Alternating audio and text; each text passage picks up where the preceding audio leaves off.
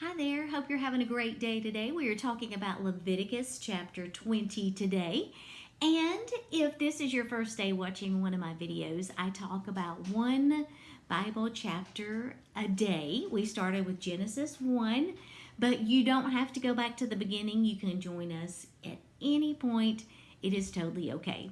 So in Leviticus chapter 20, we are again talking about more guidelines and rules, and also some punishment for some of the rules if they are actually broken. Now, many of these rules we've already talked about in previous chapters, but I think they go ahead and list them again because they wanted to kind of tie them with the punishments of that time period that were given if people actually broke those rules.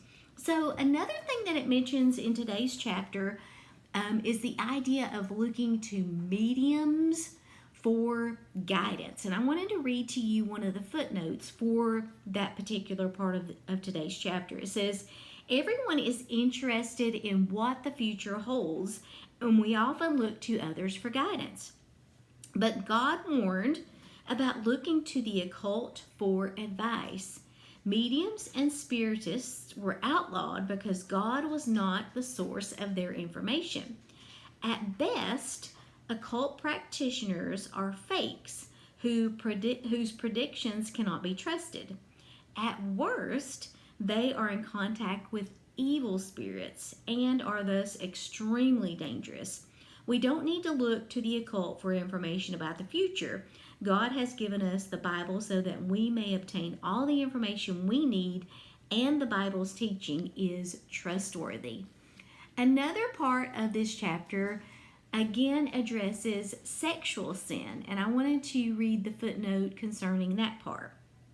It says this list of commands against sexual sins includes extremely harsh punishments. If you read today's chapter, you will see that the punishment associated with these sins was very, very harsh. So why? Why was the punishment so harsh? God had no tolerance for such acts for the following reasons. So he had reasons for this. One, they shatter the mutual commitment of married couples. Two, they destroy the sanctity of family. Three, they twist people's mental well-being. And four, they spread disease. Sexual sin has always been widely available, but the glorification of sex between people who are not married to each other often hides deep tragedy and hurt behind the scenes. When society portrays sexual sins as attractive, it is easy to forget the dark side. God had good reason for prohibiting sexual sins. He loves us and wants the very best for us. So it wasn't like God was putting forth these different rules and regulations to hurt us or to keep us from enjoying things, but he knew that if they weren't done in the right context, that it would lead to hurt, and God does not want to see his children hurt. So Leviticus chapter 20 today. We will be taking a look at chapter 21 tomorrow. Thank you for watching. Have a great day.